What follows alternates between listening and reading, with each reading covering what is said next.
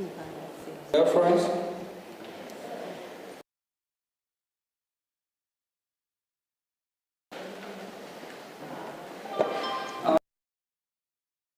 All right, the hour is here, and we all know the reason why we are here today. We are here for our freedom because it's our right. And Congressional briefing. And we have our special guest here. We Biafrans are familiar with who he is. He's someone who advocates for freedom, human rights, and also religious rights. We have our special guest, Marco Ruby. And Ruby is Senior Fellow, American Enterprise Institute. Thank you, Marco.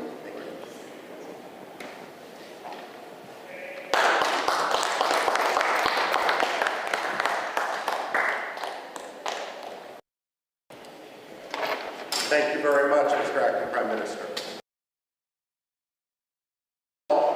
It's good to see Biafra in D.C. Unlike in Nigeria and unlike in Finland, we're not going to arrest dissidents.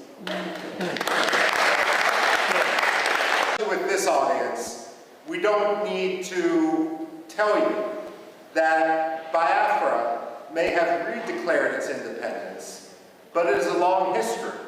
And if we count the maps that European merchants, geographers, and other travelers made dating back to the 17th century, then Biafra is actually older than the United States of America.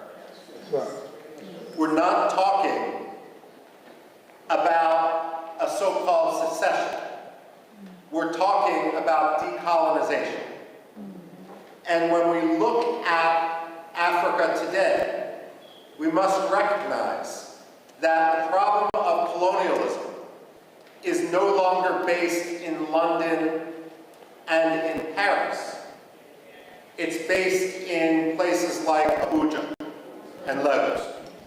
The fact of the matter is, and for that matter, Yaoundé as well, the fact of the matter is that we are witnessing a second wave of decolonization in Africa right now.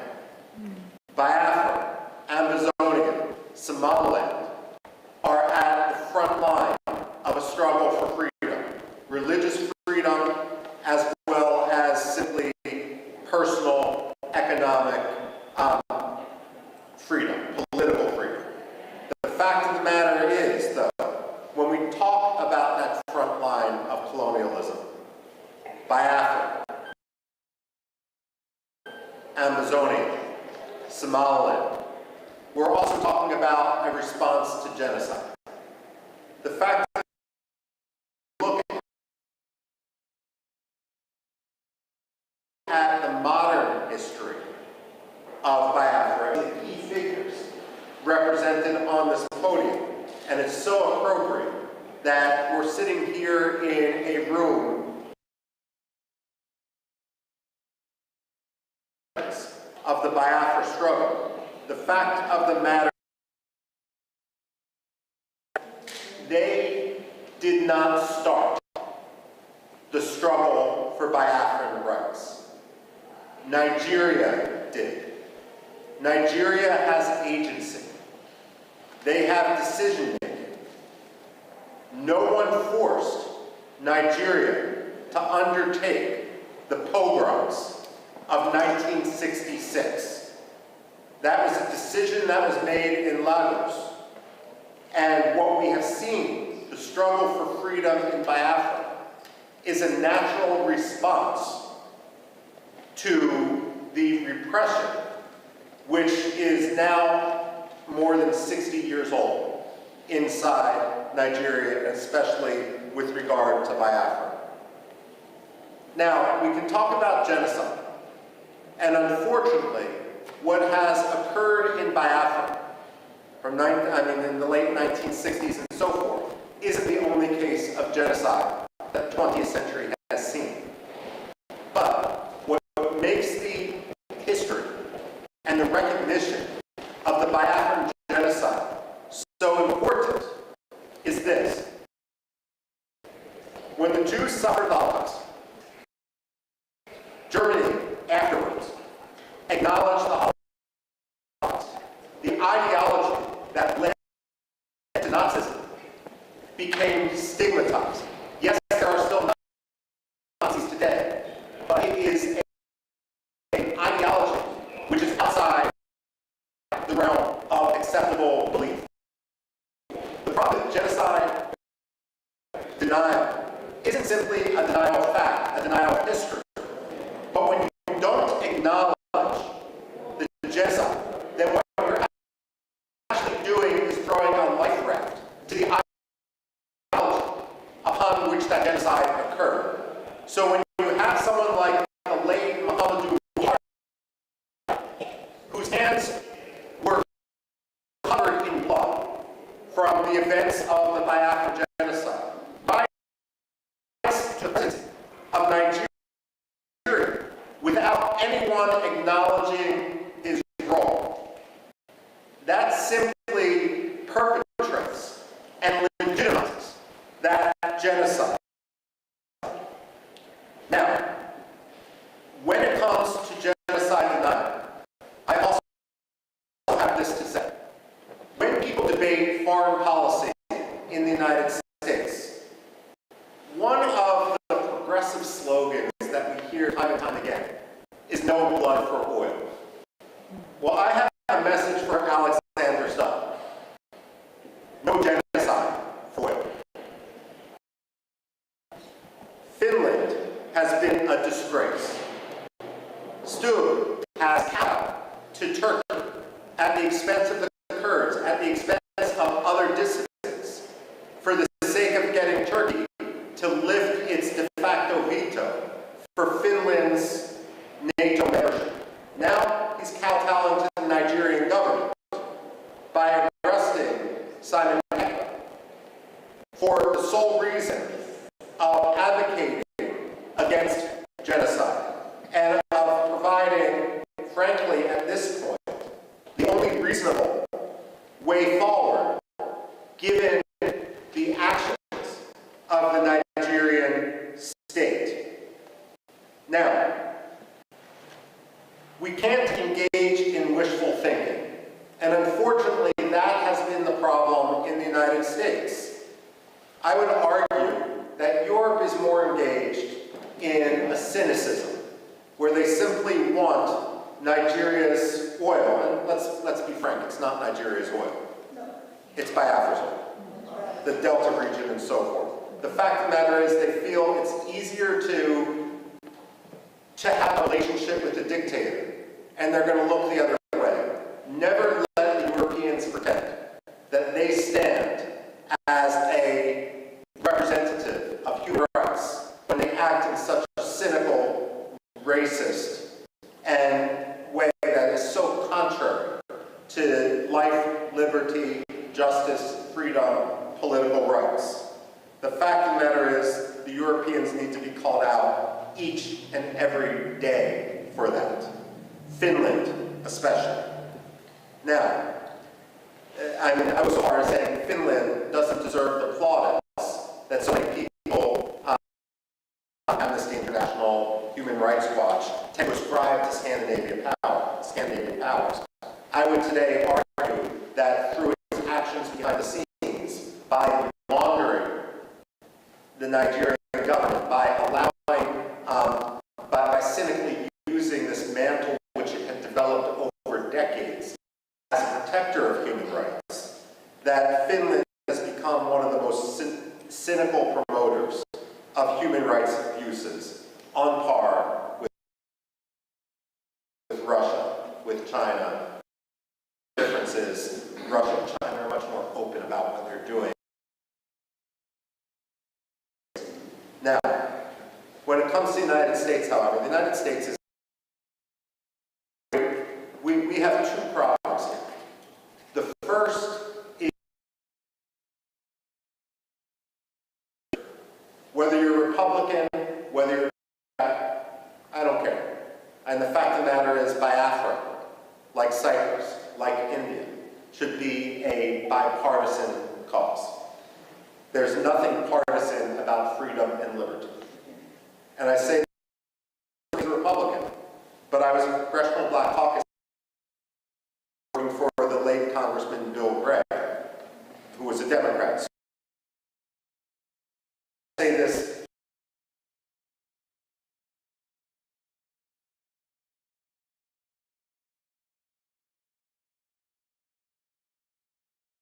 not just as wishful thinking, but someone who truly believes in the American society in general, and that's our general ignorance.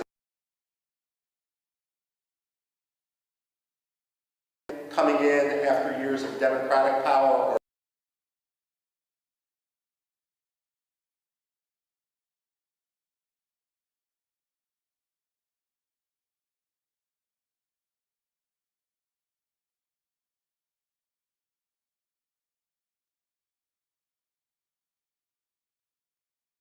Democrat coming in after years of floor of their office of the Dwight D. Eisenhower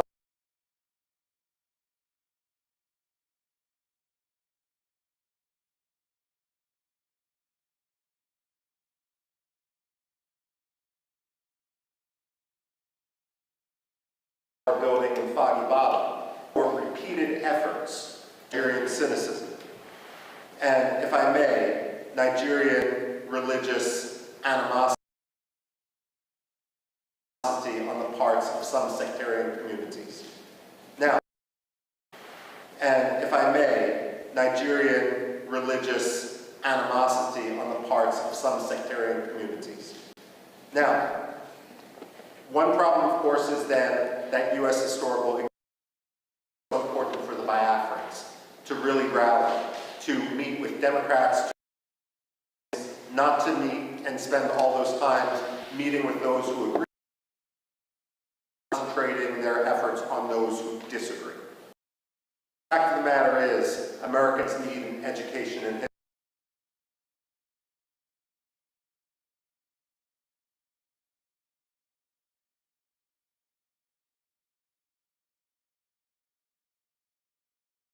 Because the price of America, there's some good political appointees, there's some bad political appointees, and the same thing is true with the professional foreign service. But among ambassadors, however they get their job, there's two general styles. One style, and we've seen this too often in Nigeria, and I can name other places where we've seen this, the Democratic Republic of Congo, Somalia as well, takes an ambassador. And that ambassador believes that the best way to represent American interests is to ingratiate themselves to a dictator, to have zero tension with that dictator, and that oftentimes means amplifying that dictator's propaganda, his rhetoric, to his face. Well, the State Department should realize and should recognize that dictators have no shortage of sycophants. It shouldn't be the job of American ambassadors to join sycophants. George Shultz, the Reagan-era Secretary of State, was famous when a new ambassador was appointed. He would bring them up to his office, which was an elegant room, not unlike this which we're standing in the U.S. Congress. And he had a big globe next to his desk. And he would always ask the ambassador appointee, point to your country on the globe. And if they pointed to Nigeria, or they pointed to France, or they pointed to Burma, or they pointed to Pakistan, God help them, he would point to the United States and say, this is your country. You never forget it. When we send ambassadors abroad, their job should be to speak truth to power. It shouldn't be to kowtow to a dictator. And if that means calling out Nigeria for its abuses in Biafra, for its abuses of religious freedom, so be it. It may mean you're not going to get invited as the ambassador to this reception or that state dinner. Well, that's the price of being an ambassador and being truthful. Your job isn't to make a dictator feel good. It's to promote American interests as a U.S. ambassador. And one of the top American interests is religious freedom.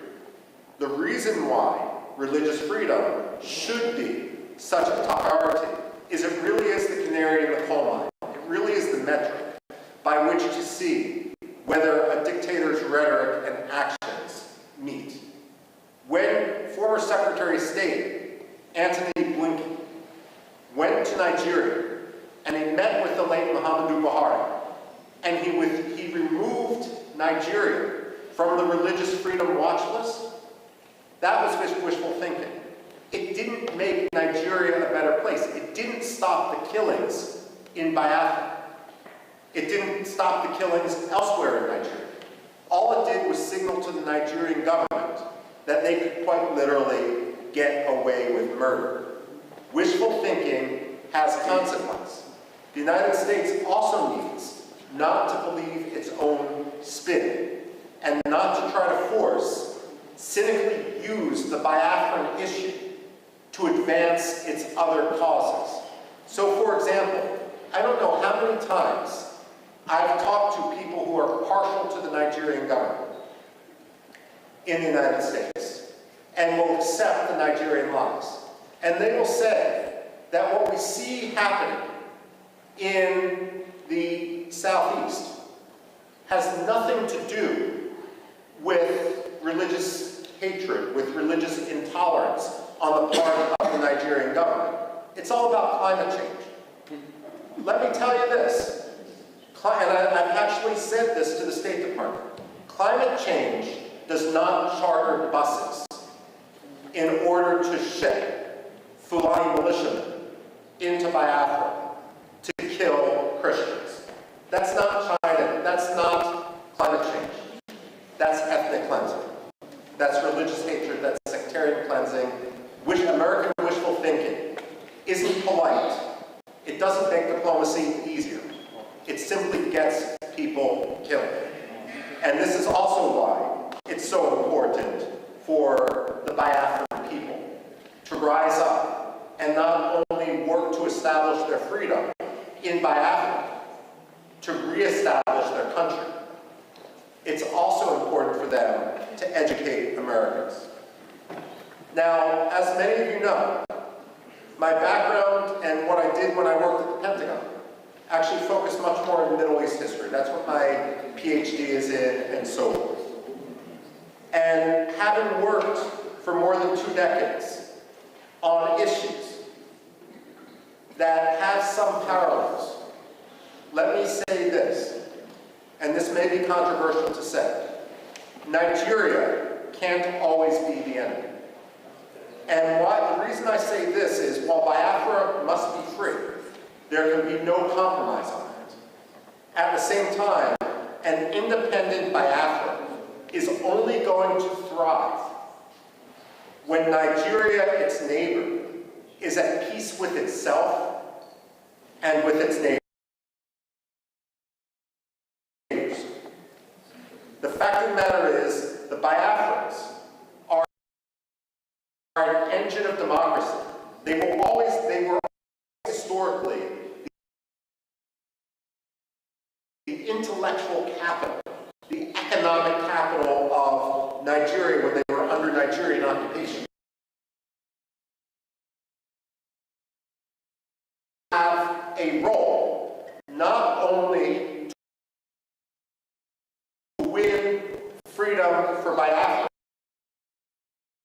only going to be confirmed when Nigerians also, and when the Nigerian military and Nigerian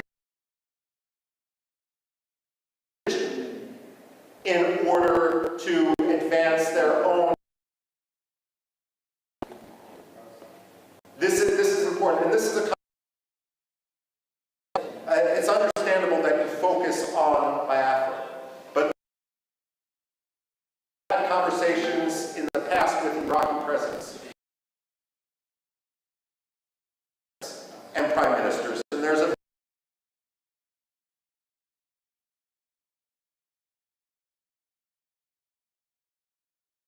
recognition, despite the century-long struggle of the Kurds, the so-called ruin for their neighbor next door. I've had this conversation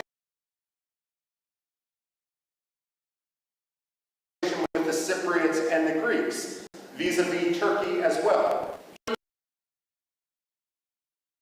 Turkey is a problem today, and Turkey is a problem which is going to work with Nigeria. What the Greeks and the Cypriots will tell you is, while today Turkey acts once Turkey fundamentally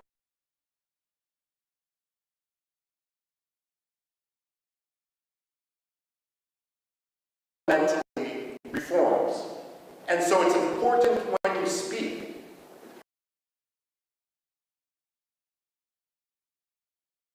to promote the freedom for Biafra. Biafra is going to be a model, not only for Nigeria can get its act together.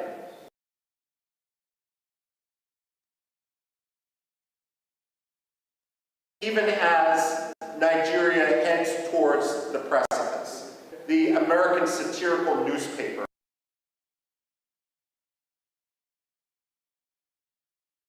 in that satirical newspaper,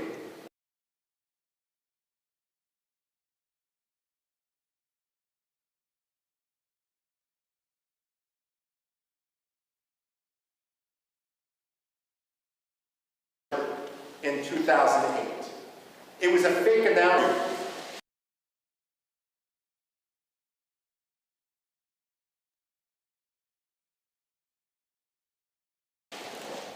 The U.S. position, the fact of the matter is, as if they have a choice. The fact of the matter is,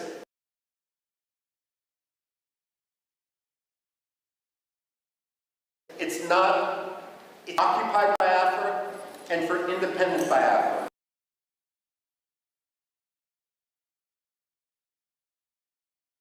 To border a failed Biafra is going to need to recognize that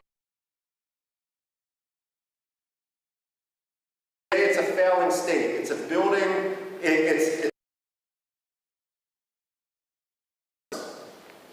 the fact of the matter that every military leader inside Nigeria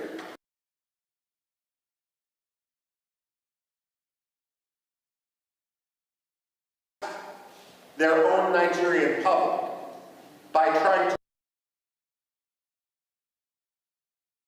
be prepared for that.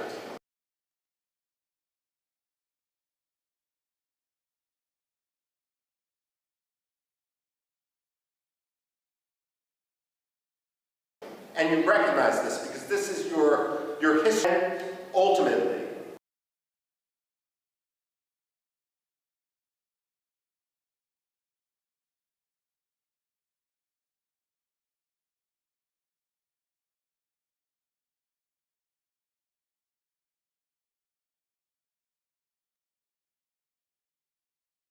You will thrive and be to make, and this is not for the people here, but some dungeon. But the fact of the matter is, obviously has no Nigerian heritage. It's not my job or my concern to decide who the leader of Biafra is. You ask any American like me, any white American, who cares about human rights, who cares about Biafran liberty, what I would say is, when Biafra becomes independent, all these disputes will fall by the wayside because you have monitored democratic elections.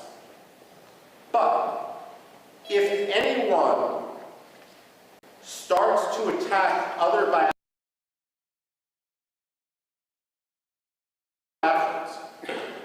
in the presence of European politicians, American politicians, United Nations is giving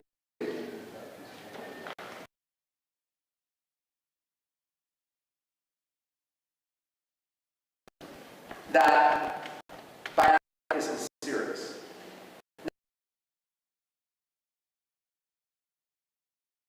Now, let me give you one example. One of the first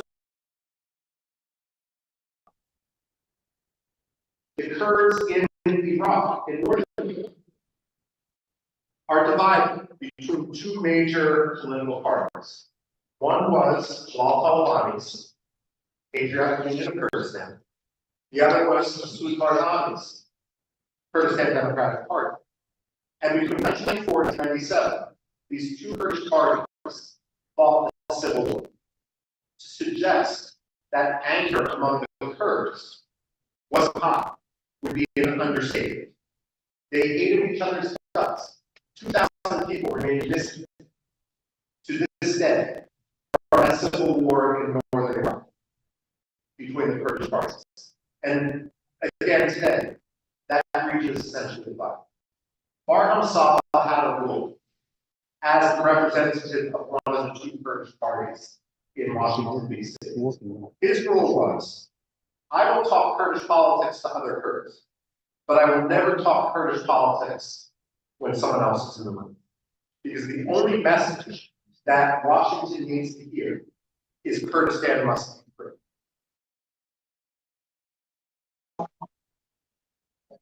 Is that Biafra must be free.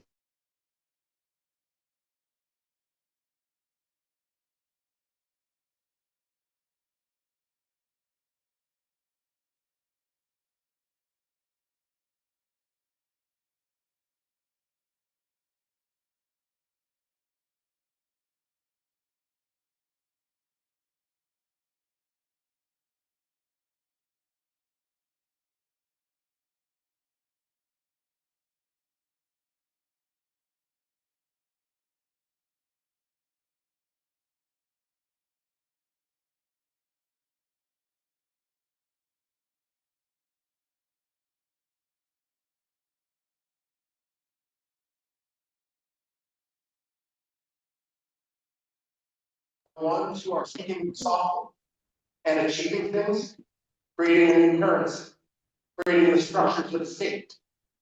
Ultimately, every serious congressman, like Chris Smith, like Mark, one of the most important staffers on Capitol Hill, they are going to recognize you for what you are. Because only amateurs talk about their rivals. Those who are legitimate, those who are serious, those who are here today are the people who advance their cause. And make no mistake, momentum is on your side.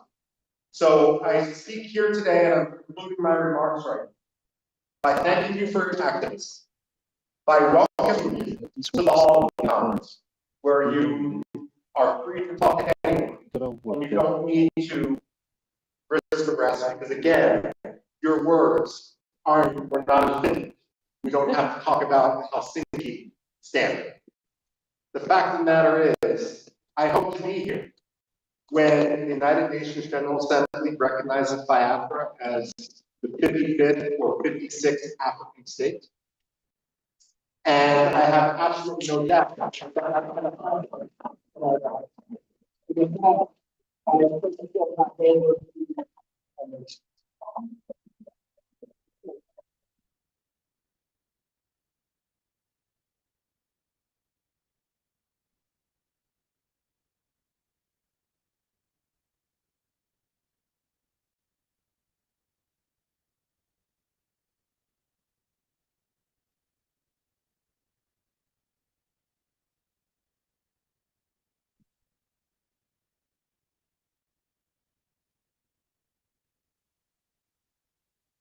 Please, can we give a hand of applause?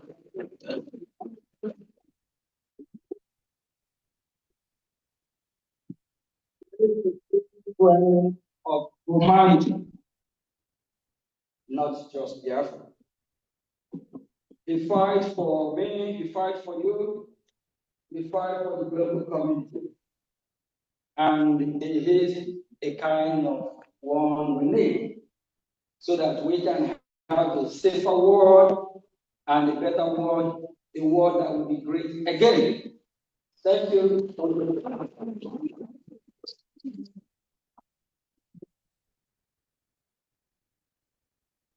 My name is Oge Funke, Biafra Republic Government Acting Prime Minister. I'm here acting on behalf of His Excellency Simon Ever. As we are fighting for our freedom, we are making history and we tell our story to the world. And this is the first Biafra Congressional briefing.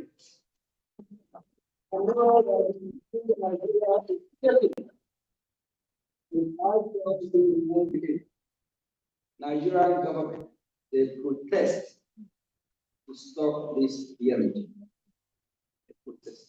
They have not started protesting. Thank you all for being here today. It is an honor to speak today during this historical congressional briefing on Biafra, the first in modern times. They protest. They have not started protesting.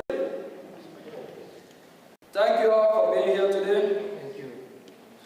It is an honor to speak today during this historical congressional briefing on Biafra, the first in modern times. I want to thank Michael Rubin, which we are just giving him hand of applause now before, of the American Enterprise Institute for his unwavering support and friendship to the Biafran people. Today, I will provide a broad overview of Biafra issue for all those watching. Nigeria is oil-rich country. When we say Nigeria, it's Biafran oil. Marco just on his speech, he made it clear. It's Biafran oil and a continent power in Africa. It is a multi-ethnic, multi-language, and multi-religious country with a population of about over 200 million people. There are three major ethnic groups: the Igbo, the Yoruba, and the Hausa Fulani, and 250 other smaller ethnic groups. The Hausa Fulani are predominantly Muslim and live in the northern Sahara of part of Nigeria. The Yoruba who live in the southwest are split almost even between Muslim and Christian. The Igbos, along with related tribes whom we refer to as Biafrans, the interface of this submission, inhabit the southeast part of Nigeria, which is Biafra, and we are no longer Nigeria. We don't identify ourselves as Nigeria. We are Biafra.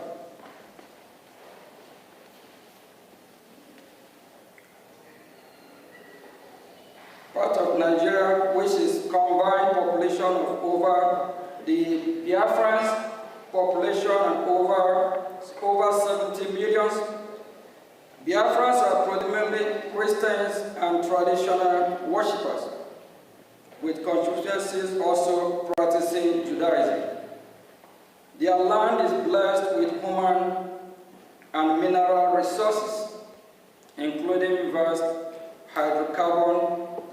Biafrans are very commercially inclined, industrious, and are given to scholarly and professionally pursuit in addition to their first nature of gifted martialized.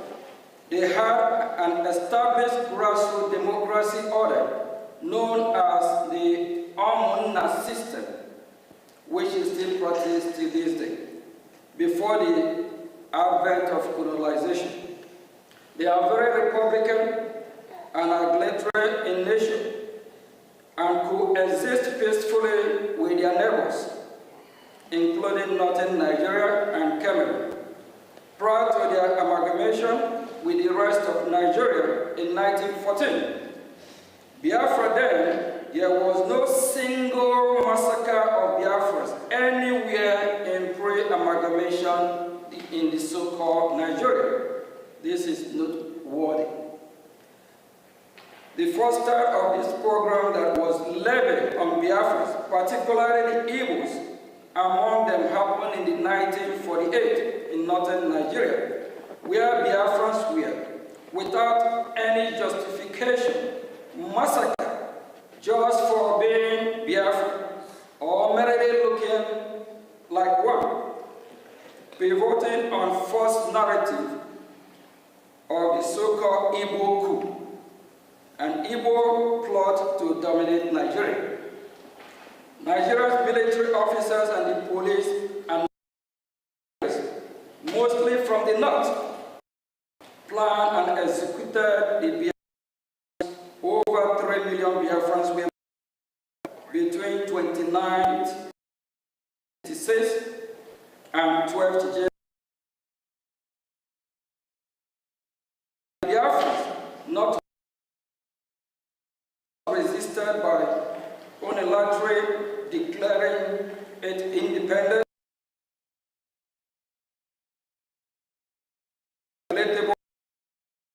and more horrendous.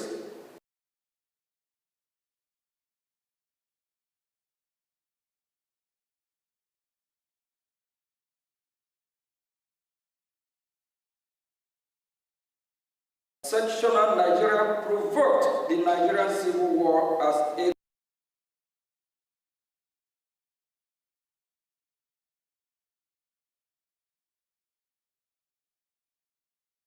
for the age in northern Nigeria. The difference is of Biafra.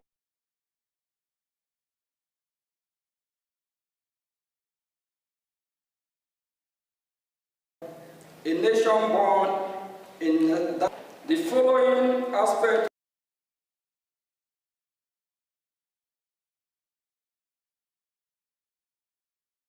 from recent the war that follows in instructive and its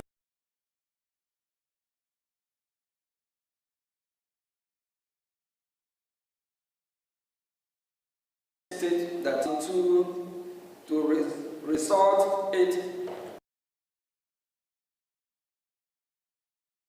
and Gagu Damboa, regional editor of Morning Post, told in Nigeria.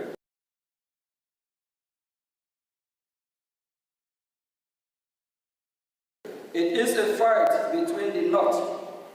Carnage was such that had the Roman Nigeria entire military leadership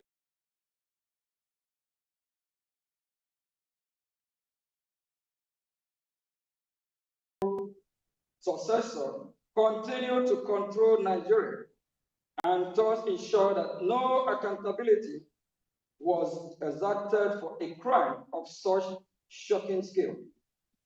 And to date, no apology or remorse has emanated from official Nigeria or any of the prime state actors. It is this state of affairs and the post-war political suppression of Biafra that grandfathered the insurgency of Biafra agitation in recent times.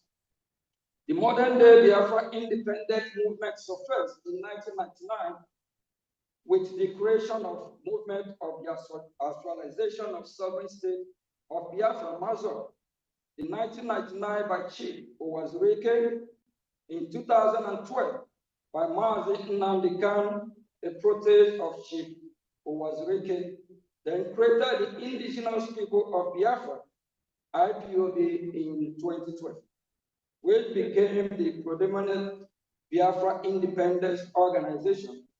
Post-war agitation for Biafra and support for IPOB accelerated in late 2015 when former President Muhammad Buhari systematically embarked on widespread anti-Igbo policies, coupled with his open toleration of Fulani Islamic terror that was breaching the northern reach of the Igbo land. It was in the face of this that the indigenous people of Biafra IPOB and the idea of Biafra government in exile gained much traction as protector and defender of the people that have been detained by the government of the day of Nigeria. It is to be noted that virtually all of us present at the vanguard of Biafra were born after Nigerian civil war ended in 1970. So in our renewed quest for Biafra, we are not driven by any sense of personal loss of the war, revenge, or bitterness, but by instead a sense that our people are being mistreated badly and are victims in becoming victims of another people genocide. Vast majority of the Biafrans share the same view, even so, quietly because of fear of retribution by the Nigerian government or other non-state actors in alliance with the government. Amnesty International reports that since the advent of the former Buhari administration in 2015, Nigerian insecurity forces have killed more than thousands of Biafrans and wounded many more while they held peaceful protests against the killing and for self-determination.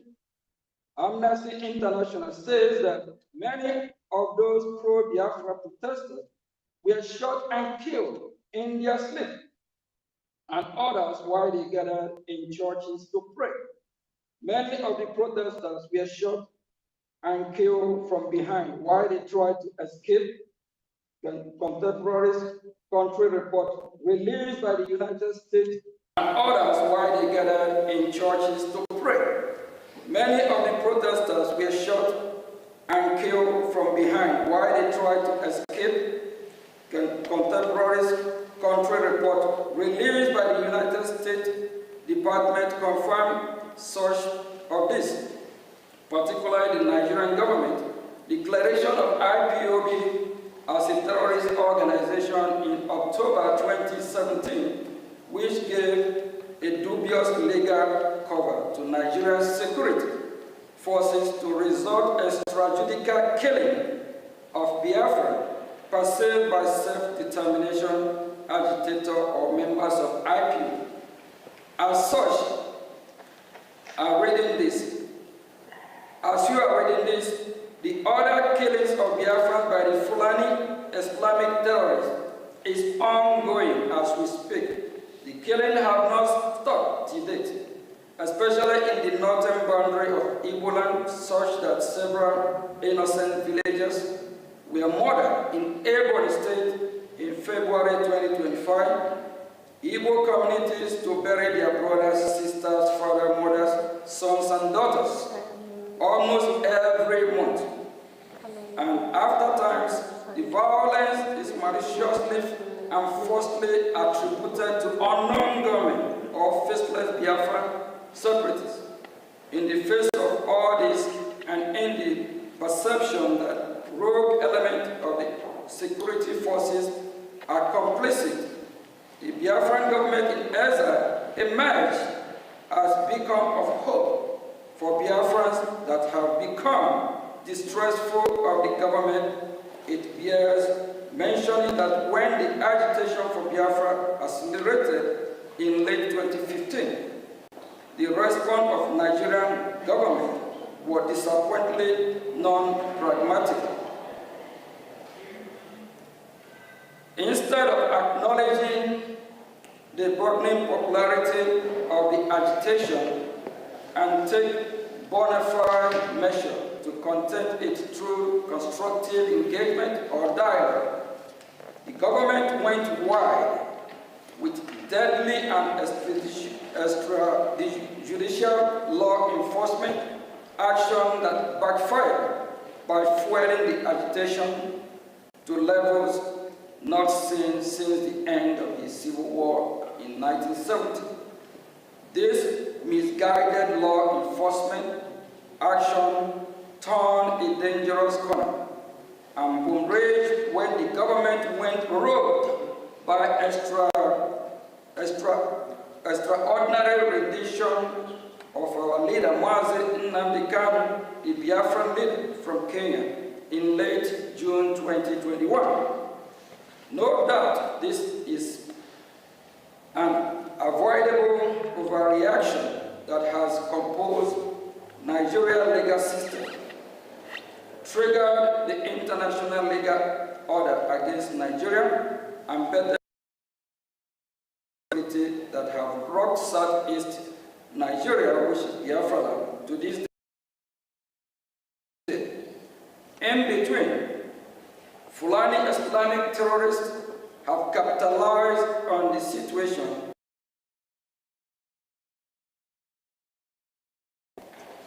our Republic government in Ezen region, of which he is the Prime Minister, as the next illustration of the Biafra independent movement. The brigade has galvanized the support of the Biafran population and has engaged in high-level dialogue in Washington, D.C. with U.S. government officials. Furthermore, brigade organized a self-referendum in which more than 50 million Biafrans voted in favor of independence. Brigade held an independence convention in Lahti, Finland, which started November 29 to December 2, 2024, in which Brigade declared the independence of Biafra on December 2, 2024. December 2, 2024, Biafra was redeclared.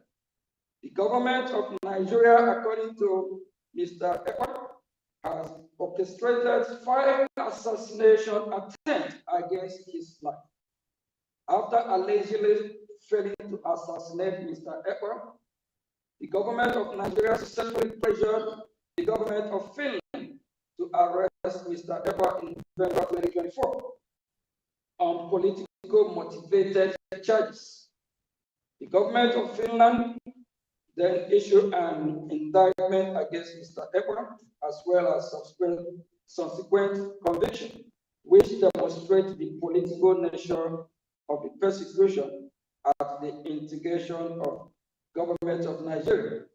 The indictment by Finland, issued in May of 2025, alleged that Mr. Ekpa participated and supported a terrorist organization, even though pro-Biafra organizations are not designated as terrorist group in Finland or anywhere in the European Union. In fact, the only country in the world where pro-Biafra organization, in fact, the only country in the world where pro-Biafra organization we are designated is in Nigeria.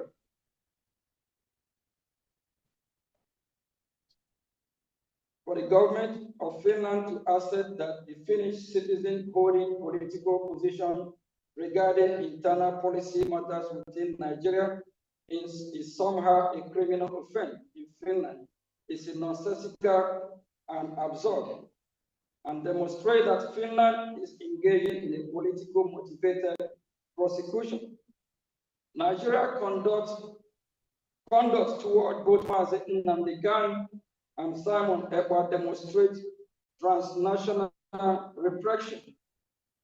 At the moment, the issue of Biafra, the insecurity in Southeast Nigeria, which is Biafra land, and all the unpleasant aftermath cannot be resolved, while the federal government of Nigeria persists in detention of Mazi Kanu, while Finland persists in detention of Mazi Simon Ekpa, and Biafrans continue to be marginalized. On this basis of foregoing, we must respectfully suggest the following to the U.S. government. One, we urge the United States government to invoke the Global Magnitsky Human Rights Accountability Act, Summit 5 of Title S 11 of 114-28328 to identify and impose travel and financial restrictions on all officials of the federal government of Nigeria and any Nigerian non-state actor implicated in the killing of Biafrans, Christians in their homeland in southeast Nigeria, which is Biafra land. We urge the United States government, including through targeted sanctions and or tariff, to pressure the government of Nigeria to release Mazi Nnamdi Kanu and allow him a safe passage out of Nigeria. Three, we urge the United States government to pressure the government of Finland regarding its political motivated trial and conviction against pro-Biafra active Simon Ekpa. For we urge the United States government to deny all bilateral assistance and visa to officials of the government of Nigeria if it continues to engage in transnational repression against both Biafra activists, and if Simon Ekpa and Mazi Nnamdi Kanu continue to be held in detention. Consequently, Biafra troop brigades are ready to engage with the international community, include the United States of America government, especially in seeking to establish a newly independent Biafran state. The brigade is willing to engage in deal making with U.S. government and come to economic defense and security agreement with the United States. Biafrans represented by brigade are willing to negotiate with the U.S.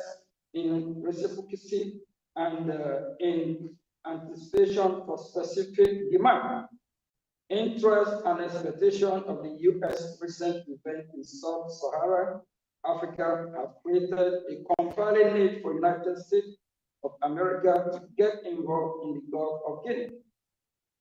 There is no better opportunity than that presented by the Biafra. For example, Biafra can be an ideal place for U.S. military base, as well as seaport. Biafra can also be host to African installation. Biafra can be a close ally of the United States and the purveyor of Western India. Biafra can be an ideal place for U.S. military base, as well as seaport. Biafra can also be host to African installations. Biafra can be a close ally of the United States and purveyor of Western interests in the region, as well as a bulwark against Islamic terrorists and extremists. This is important now more than ever, given the loss of key U.S. military bases in Sahel countries, as well as the Nigerian government ever closer relations with United States adversaries, a United States designated Islamic terrorist organization. In addition, Nigeria's persecution of Christians continues to worsen and further adds to the case of independent homeland for Nigeria. Christian population, just as U.S. recognized of Somalia, present great benefit to U.S. strategic interest in East Africa. Similarly, Biafra can present opportunities along similar lines for the U.S. in West Africa. We hope today's historical briefing will provide a precedent for further diplomatic engagement. And before I say thank you, we believe that we have sent our message, and we are damn serious for our freedom. We'll continue fighting. Our freedom is our right. No one else can do it better for us than us. and we are sending message to the world, especially the United States of America. We appreciate the opportunity and the privilege they have given us to voice out so that they can do what is right. We believe they are listening.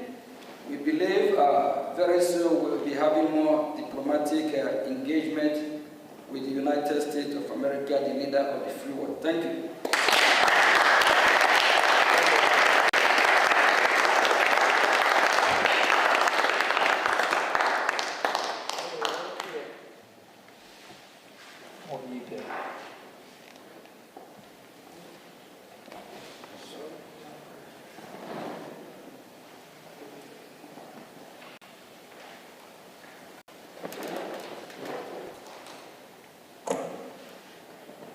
All right, we're going to be having some and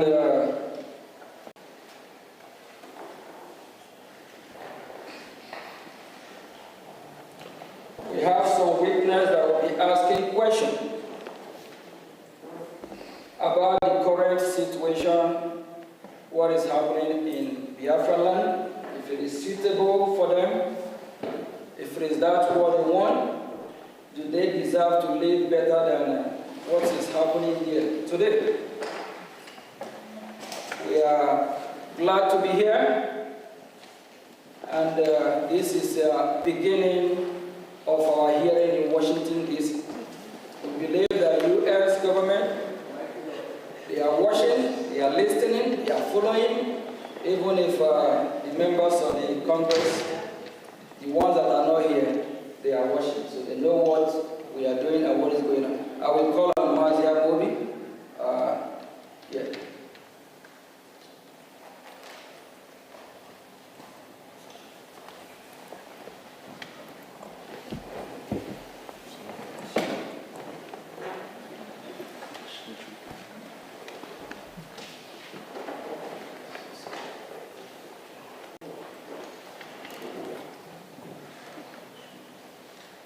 Greetings, everyone.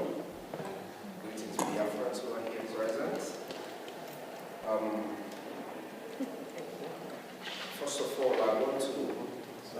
want to appreciate everyone for being here. It's not easy. It is only a man who seeks for freedom that goes knocking on all doors. Because every locked door against each and every one of us is a locked door against millions of Biafrans. Especially millions of Biafrans, yourself, myself, who are witnesses, and over 50 million people who gave the Brigi government their vote for a self-referendum conducted in Finland. It conducted back home and ratified in Finland by over 517 Biafrans. So I appreciate each and every one of you who are here. And we thank the United States Congress for giving us this opportunity, for calling us to hear our voice at this time. It is of utmost importance that the Biafran people in general speak up now to stop the killing, to help the world, to help those who cannot speak for themselves, and the entirety of the people who live in the geographical location known as Nigeria, to regain their freedom. The freedom that we seek today is not just for the Biafran people, but for over 230 million people who exist in a place where they are all in a cave. Most of the people who exist there do not know themselves no more, cannot, for some reason, stand up and defend themselves. Of course, we know fear is part of terrorism. With me here are fellow Biafrans who are witnesses to the ongoing genocide in my land, Biafra. The ongoing genocide is a continuation of 1967 to 70, as we all have heard the acting Prime Minister of Brigi speak to us who are Biafrans and to the rest of the world who are listening. So I would like to ask my brothers and my sisters a few questions so that in their own words they can explain to the rest of the world, those who are watching, and to the congressmen and women who have given us this opportunity, who I'm sure would hear everything that we are saying here today, either today or tomorrow or in the nearest future. And whatever we say here will help them make decisions quick and act fast to save lives of Biafra, to save lives of women, children, and even unborn. Because in our case, we lose children in the mother's wombs due to Nigerian terrorism. Now, first of all, I would like to call on my sister, who is a witness, Love Akobondo. I would like to ask you, Love Akobondo, how would you describe the persecution and marginalization of Biafrans from your own personal observation and experience? What are the root causes of this genocide?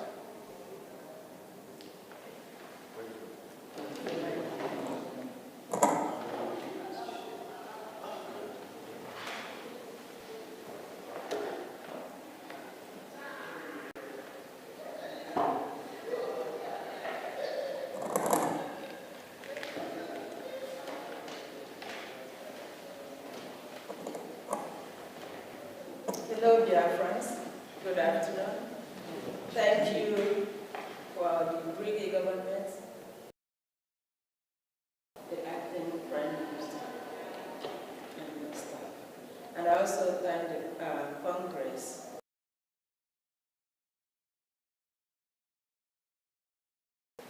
I'm going to say what I received as information from those who witnessed those incidents from so-called organization.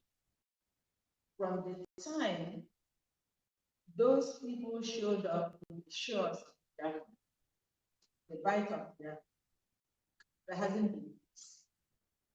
Each time they bring up a situation that is not acceptable to our people, the Biafrans, we object it because we already had democracy before they showed up.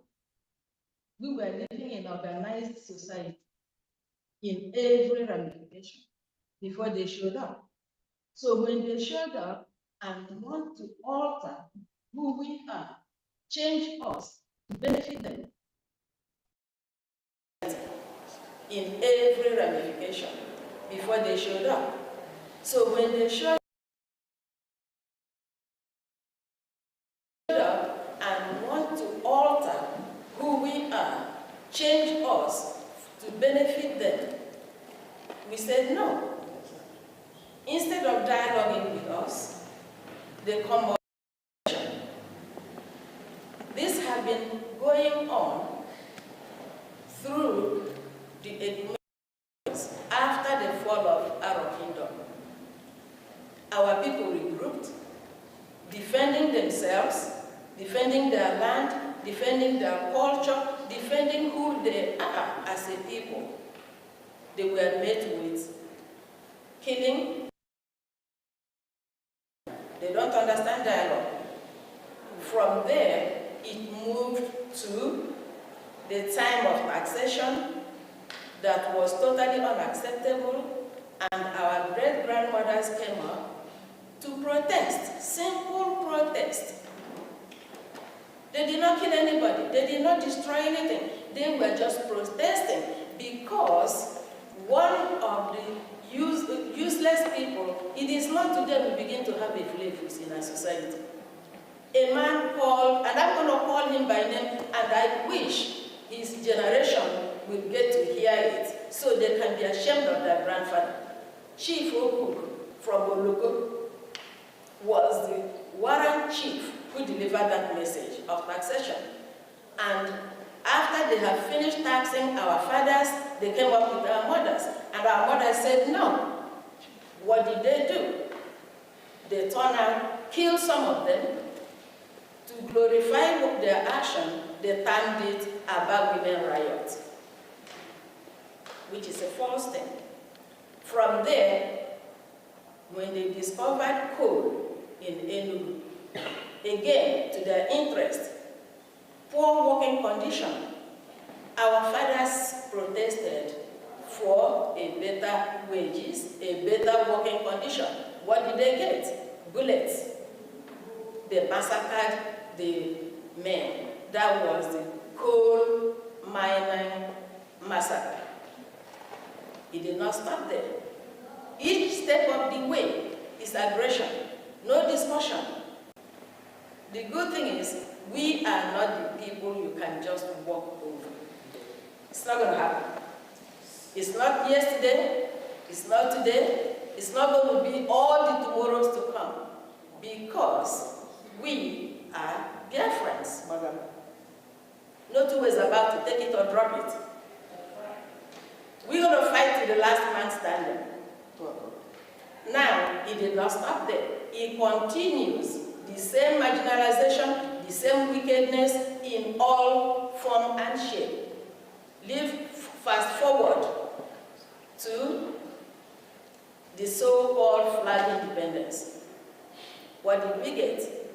The 1966 pogrom. I have a sister-in-law who lost her father to 1966 pogrom. Move forward, 1967, the so-called genocidal war, which the world refused to acknowledge. The thing sweeping it under the carpet is going to make a difference. It's going to escalate, and it's escalating. We have no apologies to anybody. Biafra must be free. Okay?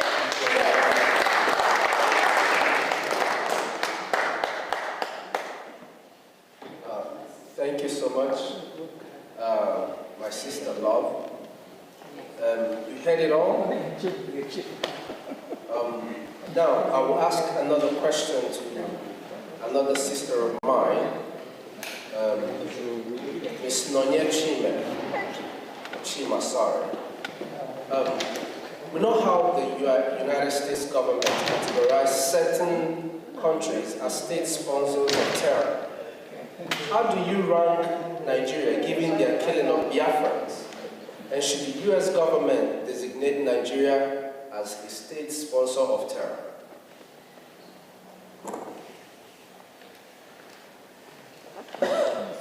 Thank you very much for that question. First of all, I just wanted to thank Honorables Jim Moran and Elias Terasulis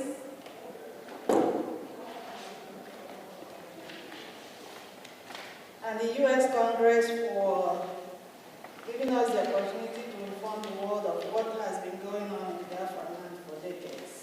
So for the question, these are some of the reasons why the United States government should designate Nigeria as a terror organization. One, between 2015 to 2016, Amnesty International reported that Nigerian security forces killed over 1,500 IPOB protesters in cold blood. Remember, they didn't have any weapons. They were just exercising their rights as citizens. And in 2017, there was what they called Operation Python Dance, which targeted the Southeast residents who are Biafrans, with soldiers invading communities, shooting civilians, and committing extrajudicial killings, which led to about 28 young men and women in our leader, Mazi Nnamdi Kanu's house. Thirdly, from 2021 to 2023, Amnesty International also documented over 1,844 killings in Biafra land, including unlawful executions, torture, and enforced disappearances by security forces. And one might ask whether these killings or these killers have been apprehended and brought to justice, and the answer is no. No one has been held accountable for these killings. In fact, when locals apprehend any of the killers, there is always an order to free them. Up till today, the killings continue, and the painful thing is the fact that Biafrans are killed simply because we are Christians, simply because of the crude oil in Biafra land, and because they want to Islamize us by force, which we are resisting. So I call on the global community to pay attention to what's going on in Biafra land and elsewhere where there is a genocide going on. Thank you all so much. Thank you so much. That was wonderful. That's what we every Biafran to always carry in their heart. The fact that our people are dying every day. Now, I will ask my brother Emmanuel to go. How would you describe or Igbos within the Nigerian by the political establishment, which has traditionally been controlled? Would you say this is an important part of why the Biafran independence movement?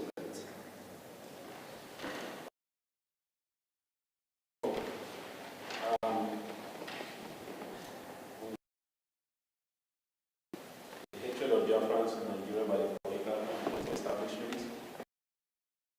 Some of us came into this world and we see this hatred every day. We have this economic jihad that's going on. Our businesses have been born in Lagos, in the north. We are not allowed to scale when it comes to political positions as in the presidency of the country. And now we are seeking for Biafra. We want to be on our own so that we can be able to live in peace without facing this hatred every day. The Fulani Caliphate are the ones controlling Nigeria. And with this economic jihad, they have continued to display this economic jihad on the Biafrans, day in, day out, in every aspect of life. And we are tired of it. And we say this is the reason why over 80 million Biafrans, over 50 million Biafrans voted for the Biafra self-referendum, because they themselves are tired of the hatred. Every one of us can see it, even the young ones. And that is why there is maximum support for Biafra, so that we can have our own independent state and live in accordance with our own values. So that's what I would say about that. Thank you. Thank you so much. My brother Chima John, for those amongst you who lived during the first Biafran Civil War, it's called a civil war, but we know it's a genocidal war against the Biafran people, 1967 to 1970. Please describe your experience. I know you might not know, but I know you have people who have told you stories. I see you're very much younger than 1967. So describe your experience and how you would compare the Biafran independence movement in the 1960s compared to now. And what do you wish the United States government to do regarding the issues of Biafra? Thank you very much. Thank you very much. And I want to thank the U.S. Congress for the opportunity that we have today to show for this hearing regarding Biafra. Some of us were not born war, but we have read but all the atrocities that happened against Biafra and against the Igbos during the war. We saw that Biafra land was completely destroyed by the Nigerian state in collusion with its Western ally. And they destroyed schools, they destroyed the infrastructure. And while we were growing up, every part of Nigeria was designated as educational investment. And these are places where there were no bombs, where there was no destruction. But in Biafra land, in Igbo land in particular, Igbos were never designated as independent. And we know what happened in this. One of the things that happened was the total blockade of Biafra land, and which led to the death of over 3 million people and the starvation of over 1 million children. I'm sure that the world saw some of those pictures, gory pictures of Kwashako children because of the starvation. That led to people like Bruce Mero, an American student, set himself up late in one of the United Nations Bureau. People like Steve Jobs, the founder of Apple, saw what happened in Biafra, swore not to set his foot inside the church, and say, how can the world open their eyes and saw these humans of so-called fellow Christians, and never did it because of oil and theft. We saw all that. The Nigerian state, as part of the plot to put the Biafra down, and the Igbos in particular, they made sure that after the war, that every Igbo person or Biafra received only 20 pounds to start life. And the Igbos and the Biafrans were the richest in that context at that time. It was designed, according to one of Nigeria's thoughts, to put Biafrans down, and the Igbos in particular. They made sure that after the war, that every Igbo person or Biafran received only 20 pounds to start life in the beginning. And the Igbos and the Biafrans were the richest in that country at that time. It was designed, according to one of Nigeria's recent presidents, that it was designed to make Biafrans poor for over 200 years and become subservient to other ethnic groups.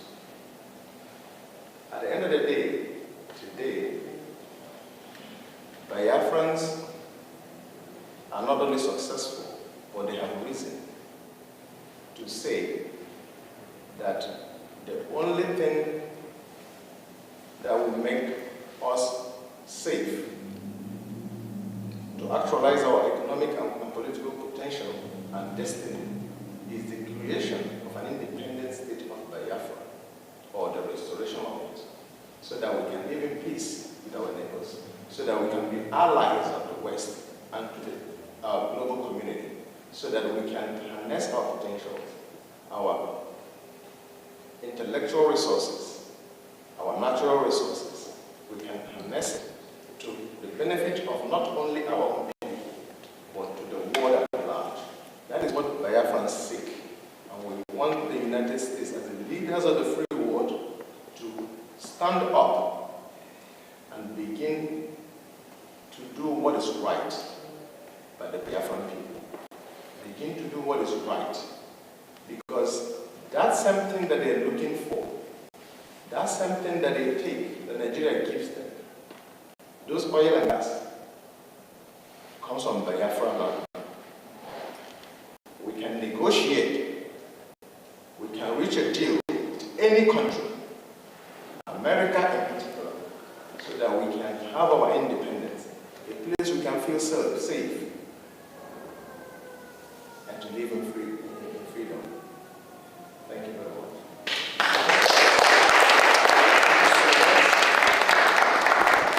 Just so you know, my mother served in the Red Cross during the war, and my father was only a soldier during that war.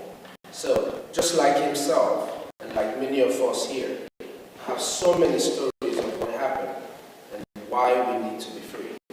It's not just because of the resources, but for our children to be able to see tomorrow. Now, I want to call on my brother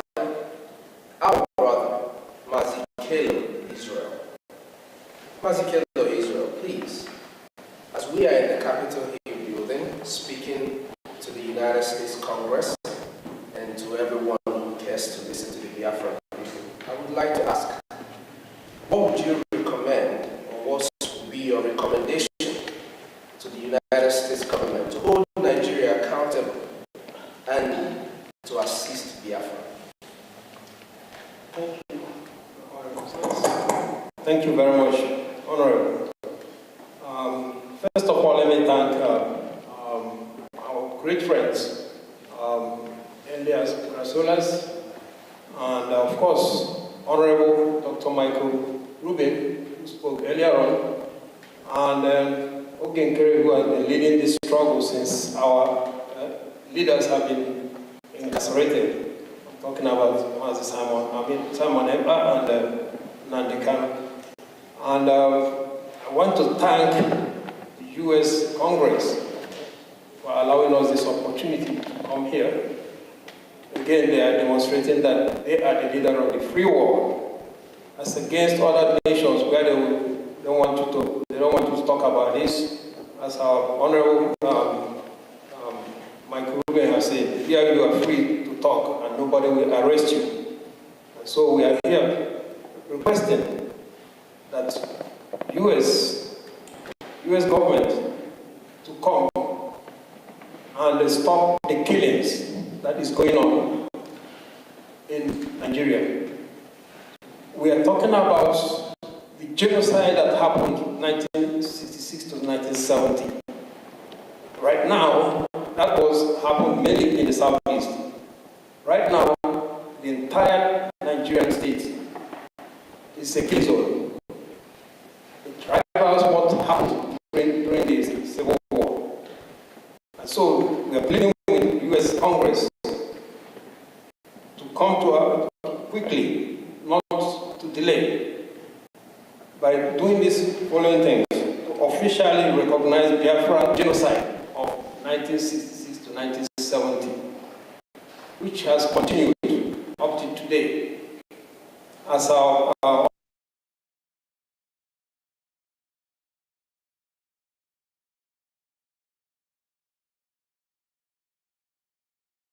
U.S. government to condemn immediately. That is because that will save life. Condemn immediately the abuses that is going on there, which is quite obvious. It's not hidden. You have terrorists that have been recognized, given a peace deal, while those that are speaking the truth to save the country from the killings that is going on are being incarcerated, like Nnamdi Kanu and Simon Ekpa. Just yesterday, they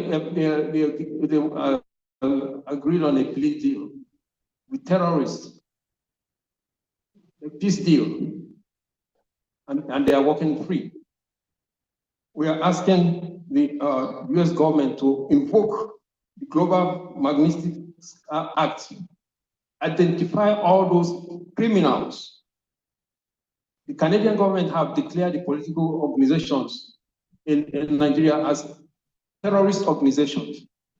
We are asking the U.S. government to go further, identify the individuals themselves, and invoke them and put heavy sanctions on them. That is what we yesterday they agreed on a plea deal with terrorists,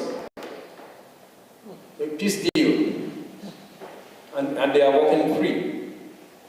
We are asking the U.S. government to invoke the Global Magnitsky Act, identify all those criminals.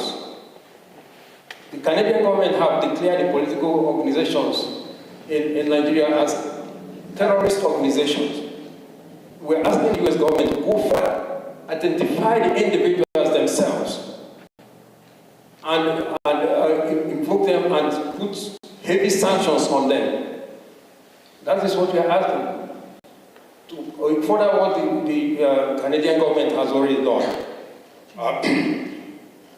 We are asking the U.S. government to demand, with immediate effect, to the release of Nnamdi Kanu, a man that has been even acquitted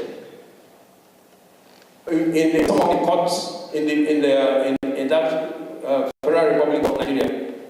Several courts have discharged him and acquitted him, and in fact requested that the government compensate him.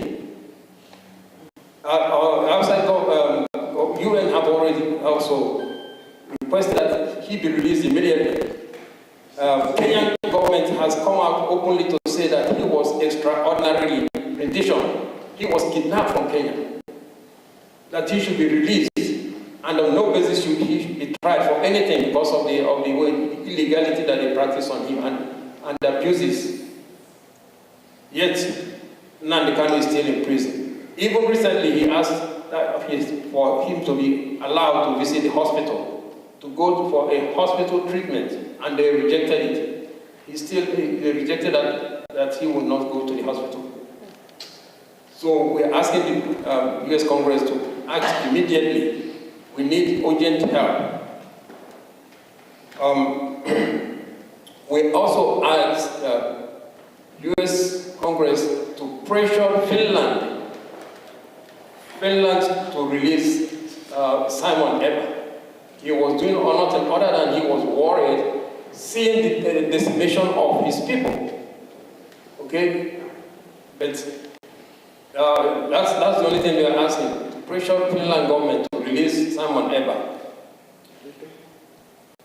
Finally, we ask the U.S. Congress to recognize the referendum that was conducted. 50 million Biafrans voted.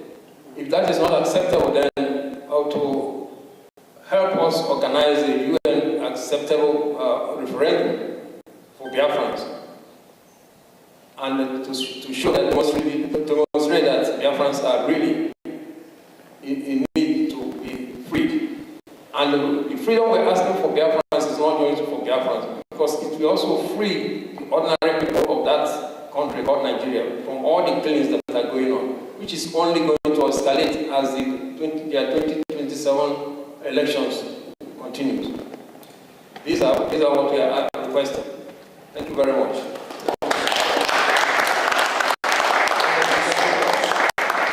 Just to add one single thing to what he said, something that is very dear to me.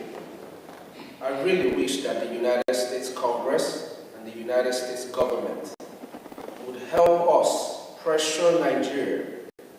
I would like for the genocide that took the life of over 5 million of my people to be recognized.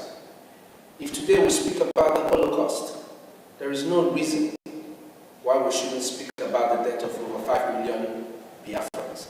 Thank you very much.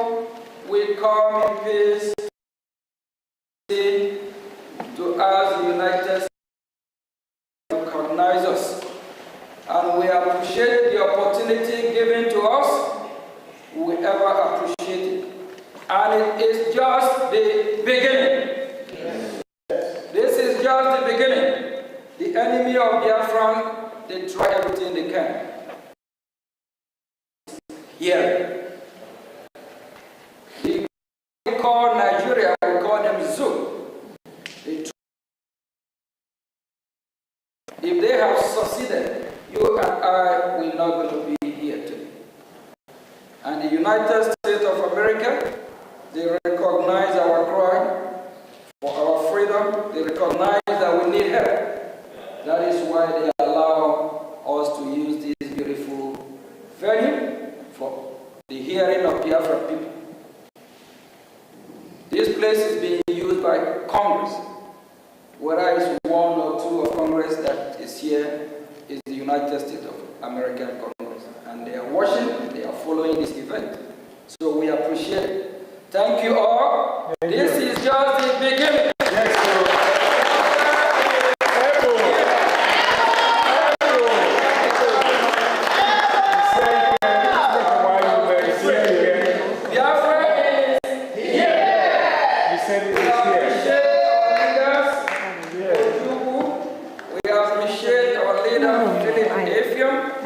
This is our heroes, and we appreciate everything they have done. Yes. They show us the way, and we follow the way. Yes, sir.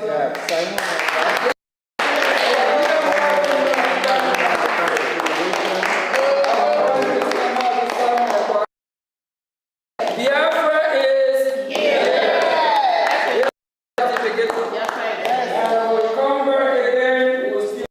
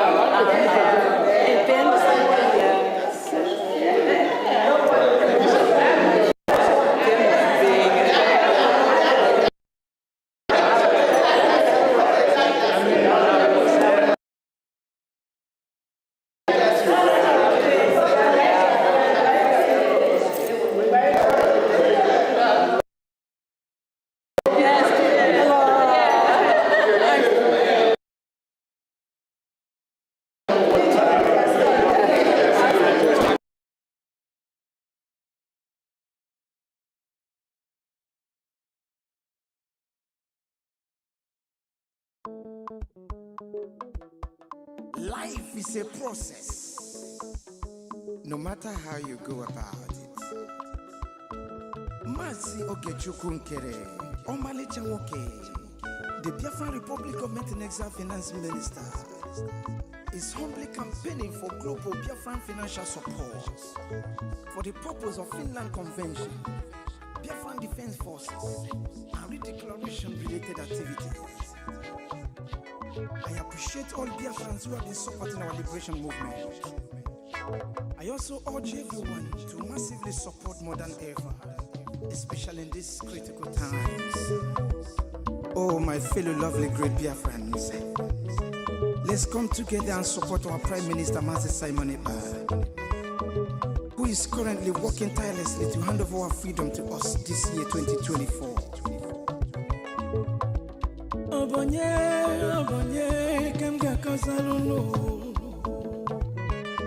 Freedom is coming, yeah, yeah.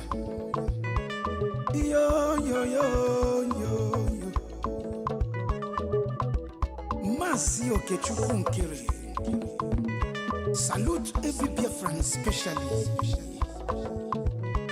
Yeah, yeah. Ogechukwu kama. Ogechukwu kaina yo no no no no no. Ogechukwu kama. Onyamana gidi gidi bakulo wunu. Ogechukwu kama. Welu didi chukwu gazebele. Ogechukwu kama. Ogechukwu kama. Si Ogechukwu Nkere nekelunu. Ogechukwu kama. Ogechukwu kaina yo no no. Ogechukwu kama. Ogechukwu kaina yo na nyasi. Ogechukwu kama. There is no magic to progress and success in life. Life gives back what you give to it. It takes a man who believes in himself to create wealth. So keep working hard and never lose hope in what you believe in.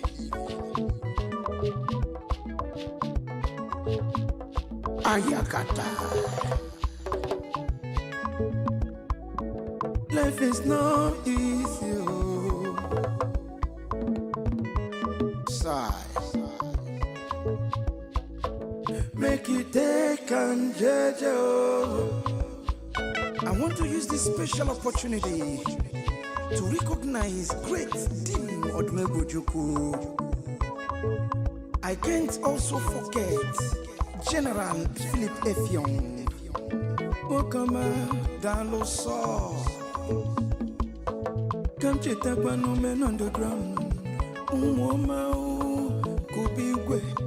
Anyina Fuakolu. Airborne. De facto government in homeland.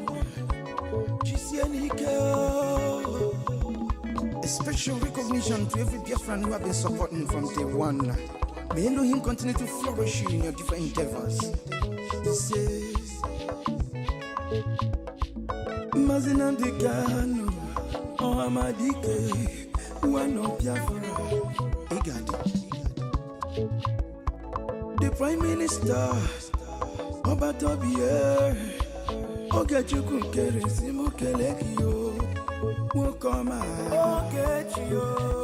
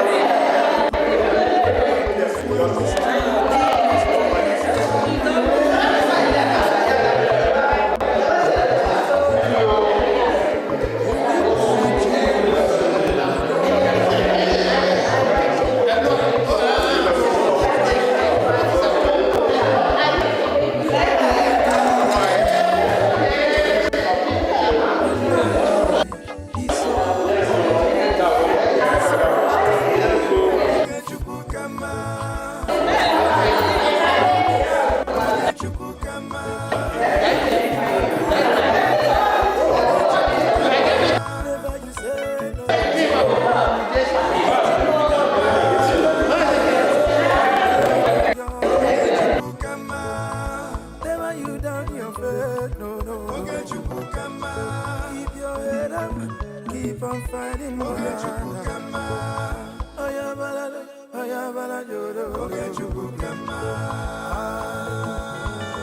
A big shout out to Mazi Ogechukwu. I salute you, my PM, Mazi Simon Bar.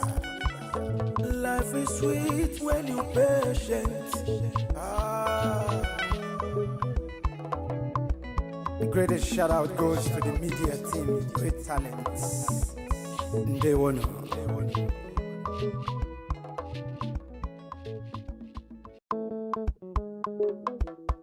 Life is a process, no matter how you go about it. Mazi Ogechukwu Omalicha Nwoke, the Biafran Republic Government and Exile Finance Minister, is humbly campaigning for global Biafran financial support for the purpose of Finland Convention, Biafran Defense Forces, and redeclaration-related activities. I appreciate all Biafrans who have been supporting our liberation movement. I also urge everyone to massively support modern era, especially in these critical times. Oh, my fellow lovely great Biafrans, let's come together and support our Prime Minister, Mazi Simon Bar, who is currently working tirelessly to hand over our freedom to us this year, 2024.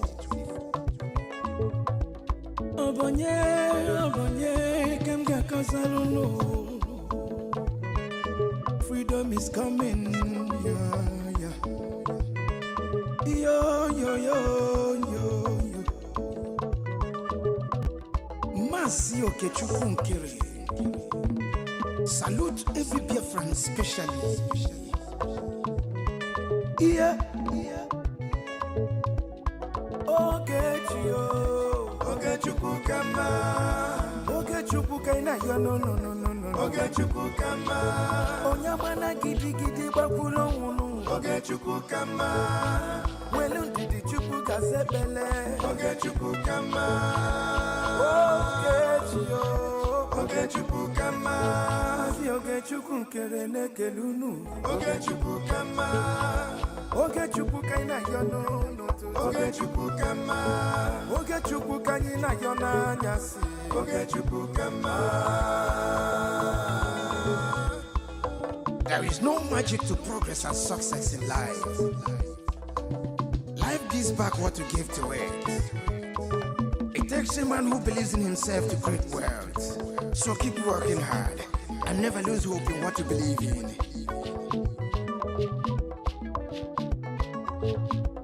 Ayakata. Life is not easy.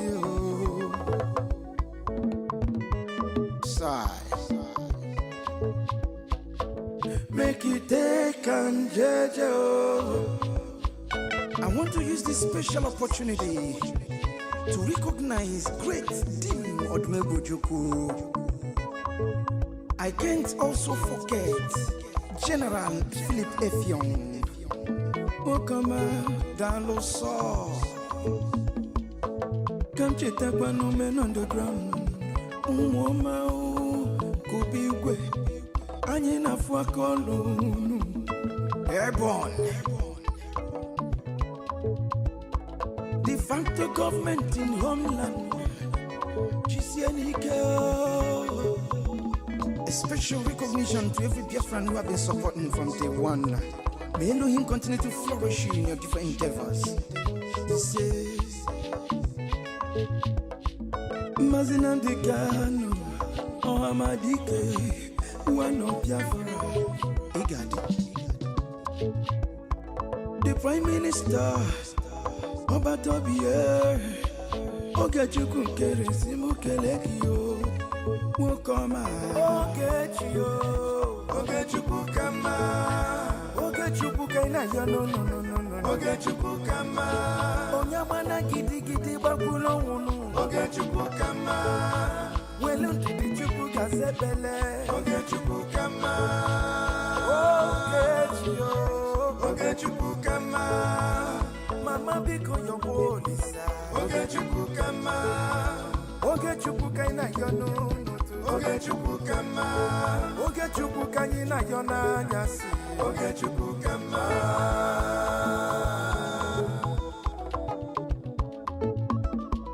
Ayole, ayiga kono lega role nu. Uwi bole, cheta kwa nandu bofuo. 1 + 1 is 2, 2 + 2 is 4.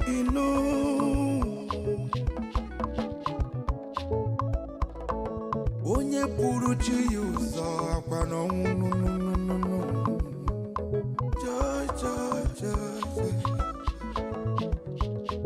Don't give up when it's so close.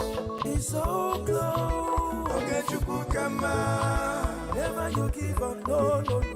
Oge Chukwu kama. Believe in your dreams, brother. Oge Chukwu kama. Never you say no. Oge Chukwu kama. Oge Chukwu kaina yon. Oge Chukwu kama. Never you down your faith, no. Oge Chukwu kama. Keep your head up, keep on fighting. Oge Chukwu kama.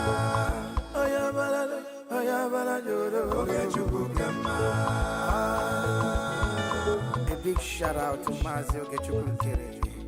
I salute you, my PM, Mazi Simon Iba. Life is sweet when you're patient. The greatest shout out goes to the media team, great talents. They won.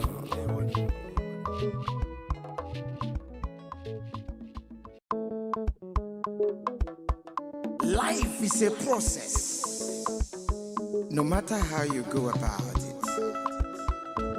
Mazi Oge Chukwu Nkere, Omalicha Nwoke, the Biafran Republic Government and Exile Finance Minister, is humbly campaigning for global Biafran financial support for the purpose of Finland Convention, Biafran Defense Forces, and redeclaration-related activities. I appreciate all Biafrans who have been supporting our liberation movement. I also urge everyone to massively support more than ever, especially in these critical times.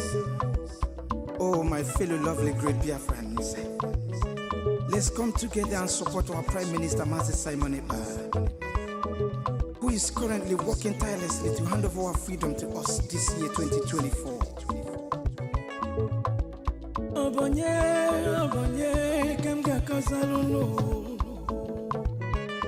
Freedom is coming, yeah. Yo.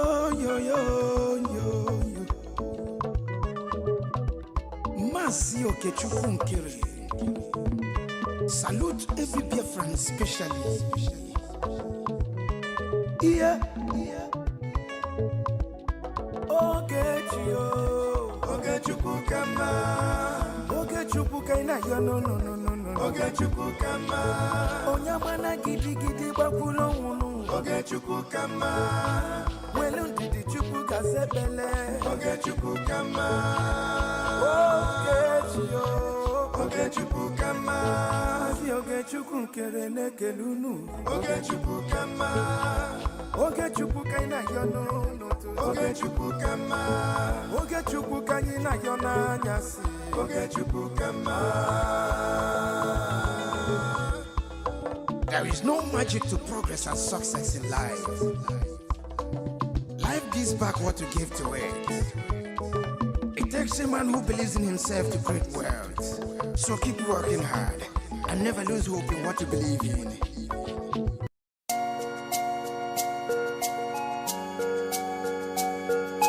Biafra is only asked for. Every night and day he's shouting and pointing to one direction. But his own people are blind and saying it's causing division. Tell me why someone who sacrificed his life for you and I? Tell me why out of sight has become out of our mind. He's asking for nothing and cares about not for his people emancipation. No. But there is a breaking news to those who never knew. Permit me to give you a clue. sun will rise. There is a breaking news to those who never knew. Permit me to give you a clue. The morning sun will rise.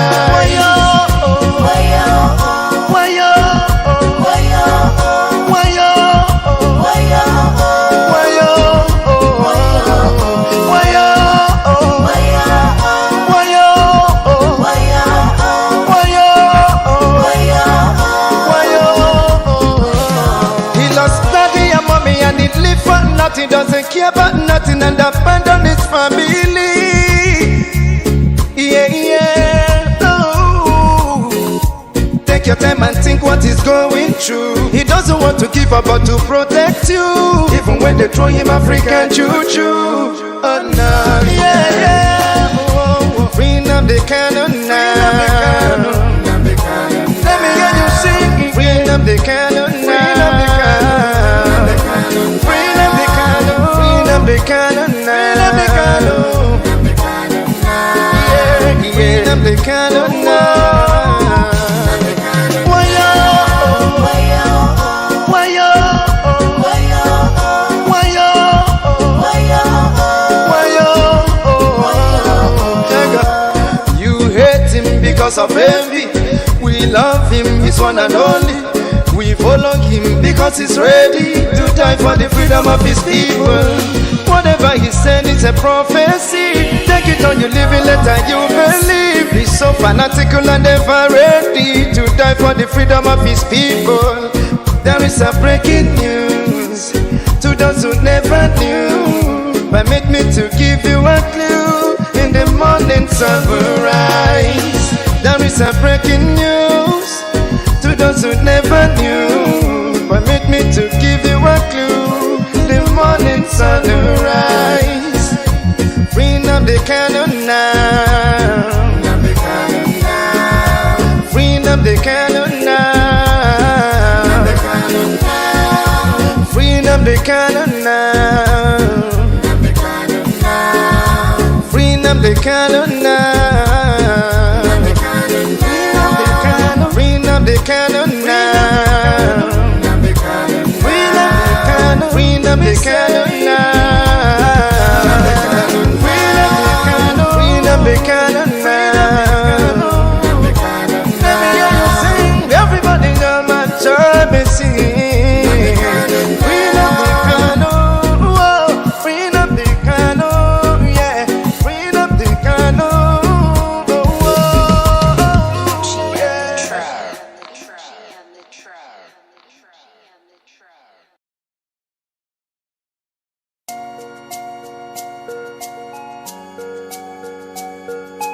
Biafra is only asked for.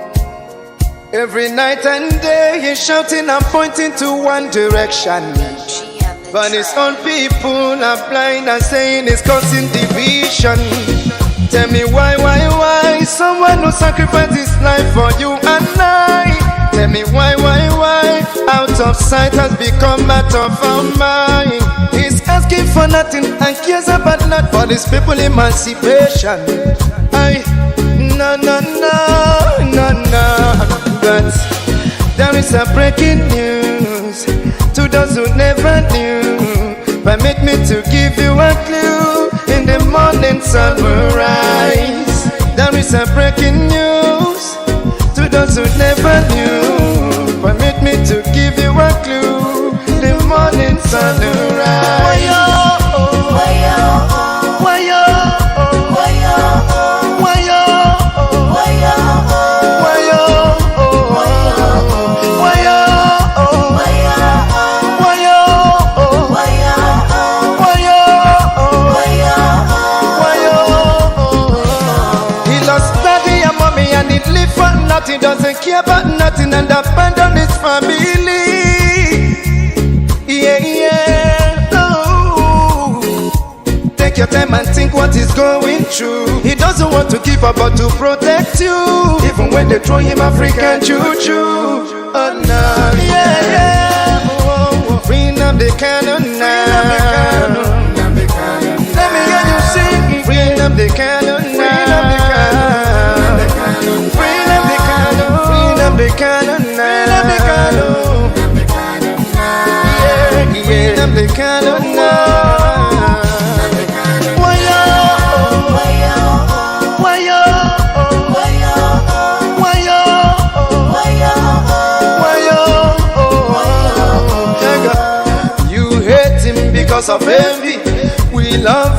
one and only. We follow him because he's ready to die for the freedom of his people. Whatever he said is a prophecy. Take it on, you live it, let you believe. He's so fanatical and ever ready to die for the freedom of his people. There is a breaking news to those who never knew. Permit me to give you a clue. In the morning sun will rise. There is a breaking news to those who never knew. Permit me to give you a clue. The morning sun will rise. Freedom the cannon now. Freedom the cannon now. Freedom the cannon now. Freedom the cannon now. Freedom the cannon now. Freedom the cannon.